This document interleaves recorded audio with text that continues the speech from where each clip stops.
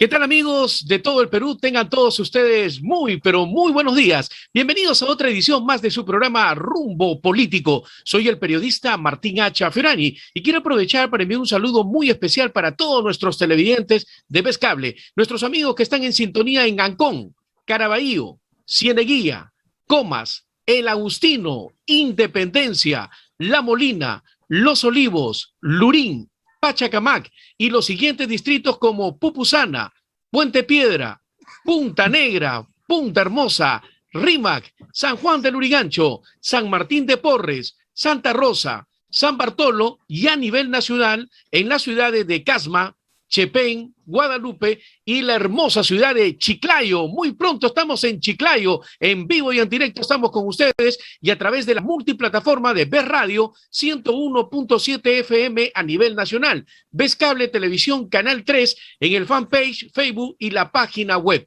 Bueno, hoy estarán con nosotros el doctor Lucas Gersi, constitucionalista, el economista Carlos Anderson, así es, él es congresista del partido nada menos que Podemos Perú, y la doctora Aceli Rabasa, también analista política. Vamos a darle la cordial bienvenida a Lucas Gersi, que está con nosotros. Lucas, un placer de verte nuevamente. ¿Cómo estás? Muy buenos días. El placer es mío, Martín. Muchas gracias por la invitación y un saludo grande a todos los televidentes de diferentes partes del Perú. Un saludo muy grande. Yo estoy aquí en la Plaza San José de Jesús María. Desde acá estoy conversando con ustedes justo mientras estamos promoviendo acá el tema de las firmas en contra de la Asamblea Constituyente. Entonces, encantado de conversar contigo, Martín. Perfecto, Lucas. La primera pregunta que se hace el pueblo peruano, después del voto de confianza, los peruanos, ¿qué esperamos ahora, Lucas? Bueno, yo considero que los peruanos tenemos que seguir vigilantes porque evidentemente en el gobierno hay un intento de no gobernar democráticamente, sino de generar conflicto en el país para concentrar el poder. Digamos, la reflexión es la siguiente. El señor Pedro Castillo en primera vuelta obtuvo una cantidad muy pequeña de votos, 18%. En la segunda vuelta ganó por un pelo, por 40.000 votos más o menos. Y además el resultado electoral ha sido cuestionado por una serie de irregularidades. Entonces el señor Pedro Castillo tiene el deber de tender puentes a las demás fuerzas políticas. El deber, la obligación de hacerlo. Y lamentablemente no lo ha hecho, sino que ha convocado un gabinete con personas sin experiencia, con personas vinculadas al narcotráfico y al terrorismo, con personas que no son idóneas. Entonces nosotros no vemos, lamentablemente, un interés en gobernar democráticamente, sino más bien en generar conflicto. Y el primer paso que debería hacer Pedro Castillo, si es que es demócrata, es decirle no a la Asamblea Constituyente y abandonar esta locura de la Asamblea Constituyente. Porque la Asamblea Constituyente, ¿qué cosa significa? Significa poder absoluto. La Asamblea Constituyente puede hacer cualquier cosa sin ningún control, eliminar los derechos fundamentales, quitar los límites a la reelección presidencial, podría básicamente intervenir el Poder Judicial y el Ministerio Público. La Constitución no es perfecta, se requieren un montón de cambios, inclusive posiblemente cambios en materia económica. Se requieren un montón de cambios, pero los cambios se tienen que dar en democracia y bajo el control del derecho. No pueden ser cambios hechos por un poder absoluto.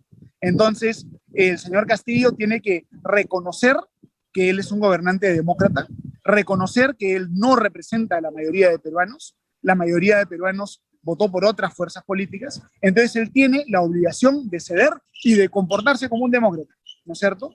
Y por eso es que estamos haciendo nosotros nuestra campaña también democrática, para alertar a la población de lo que es la Asamblea Constituyente y los riesgos que esta supone, que esta genera, ¿no? Claro. Lucas, ¿tú crees que se debería prácticamente revisar el régimen tributario del sector clave, como por ejemplo, ¿qué es la minería? Correcto. A ver, yo creo que el Perú tiene un problema grave a nivel tributario, ¿no?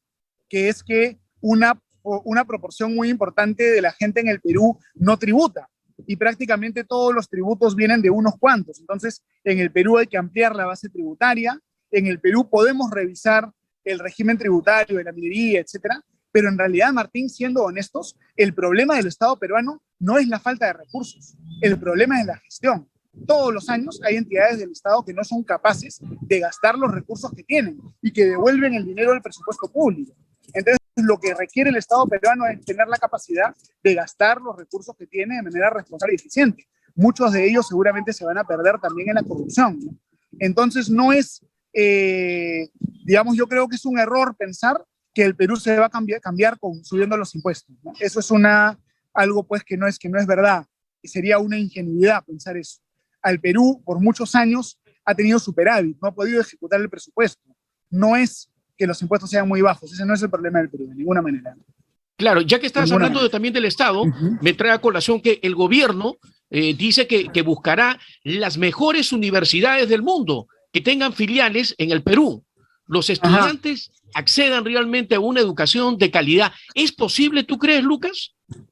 Bueno, en el Perú hay universidades privadas que tienen convenios con buenas universidades a nivel internacional, pero para otorgarle a los peruanos una mejor calidad de educación universitaria, eso es algo que toma mucho tiempo, ¿no? No se hace de la noche a la mañana. Sí se puede hacer, pero toma mucho tiempo. Y es importante de ahí mejorar las capacidades de gestión, hay mucho trabajo que hacer. No hay una solución de varita mágica para ese tema. No, miren, las universidades públicas reciben mucho dinero del canon y realmente ha mejorado su calidad educativa, probablemente no, ¿no es cierto? Entonces, se requiere en realidad más competencia en el mercado educativo. La única forma de que mejore la calidad de la educación es que haya más competencia, porque cuando hay más competencia, hay más universidades compitiendo, ahí las universidades compiten para dar un mejor servicio. El problema es que ahora no hay más competencia, sino menos competencia e incluso oligopolios en este sector, porque la SUNEDU lo que hace es generar barreras de entrada e impide que haya más universidades. Entonces, yo creo que estamos en camino a tener una peor calidad universitaria, no a tener una mejor calidad universitaria. Bueno, como tú lo has dicho muy bien en estos momentos, Lucas, la SUNEDU, ¿no? Pero la SUNEDU se convirtió pues en el cuco prácticamente de las universidades, fiscalizando, cerrando universidades, y los más perjudicados fueron los alumnos, más de 200.000 alumnos. Así es, miren, a ver, hay algo muy importante que yo te quiero comentar, Martín, y que es importante para tus televidentes.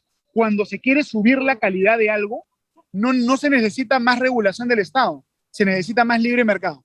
Cuando hay más regulación del Estado, la calidad baja. Porque la regulación del Estado, ¿qué hace? Molestan a algunas empresas, hacen cerrar algunas empresas, quedan menos empresas. Esas empresas pueden hacer un oligopolio.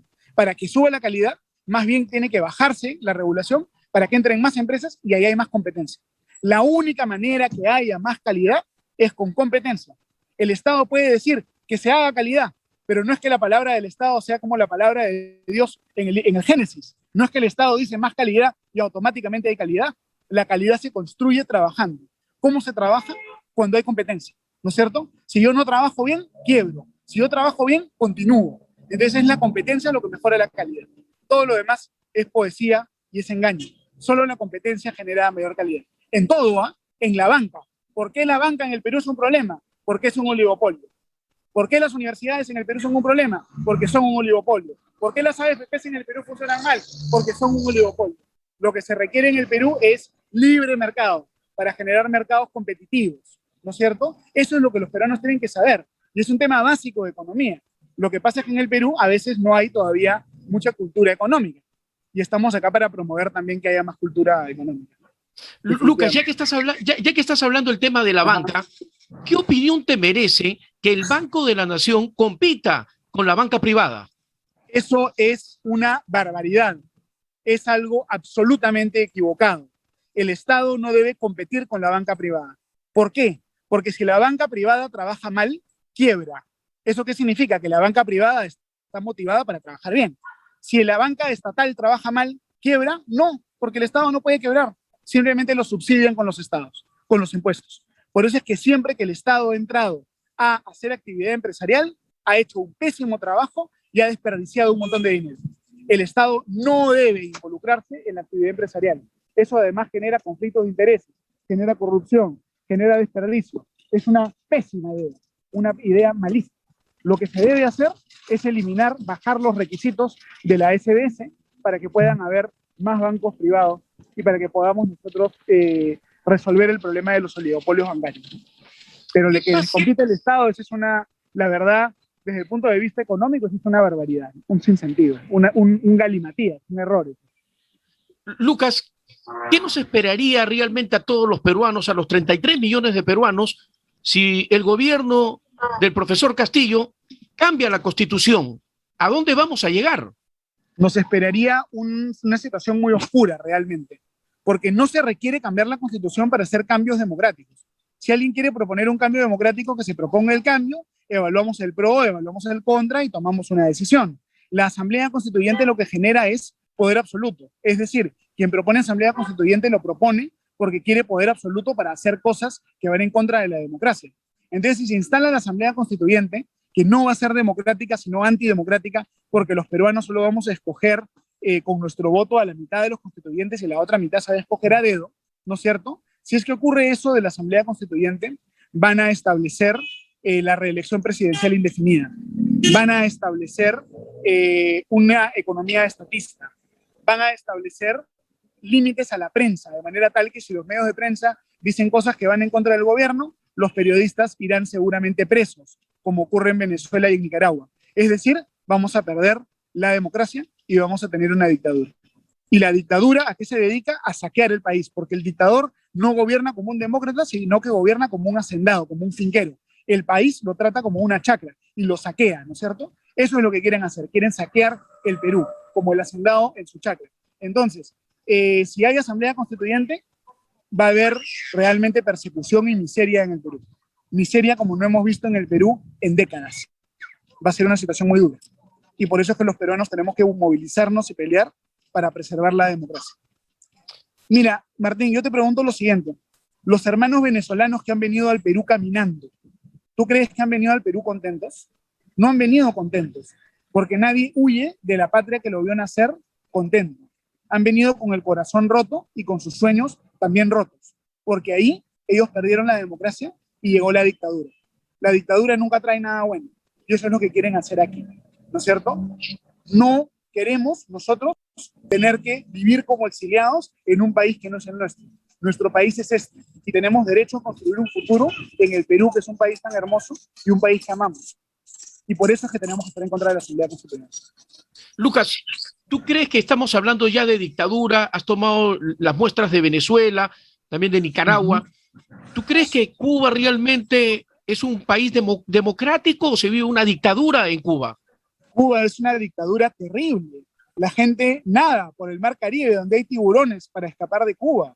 La gente en Cuba no le pagan en dinero, le pagan prácticamente en unas fichas que solo se pueden hacer en unas tiendas del Estado, prácticamente como si fueran esclavos. Imagínate, Martín, imagínese usted, señor televidente, que usted le pagasen con dinero así de monopolio, con unas fichitas, en vez de pagarte con dinero. Imagínate que no puedas tener acceso a Internet.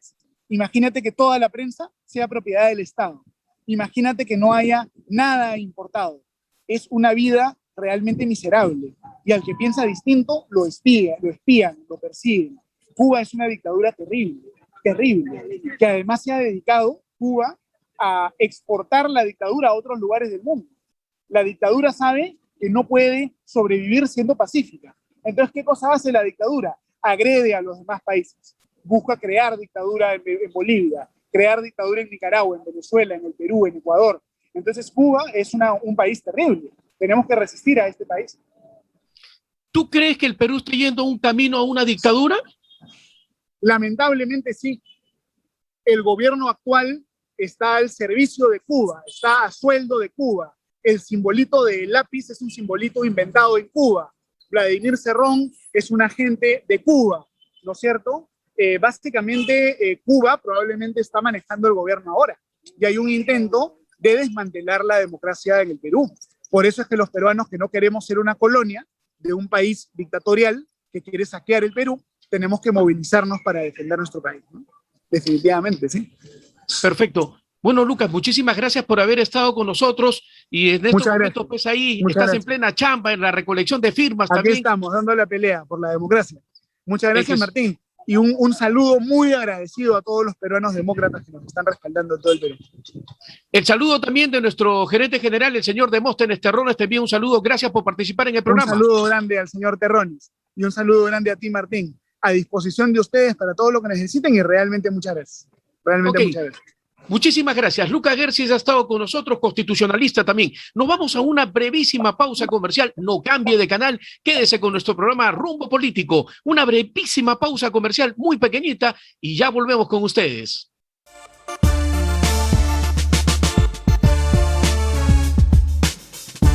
80 canales nacionales e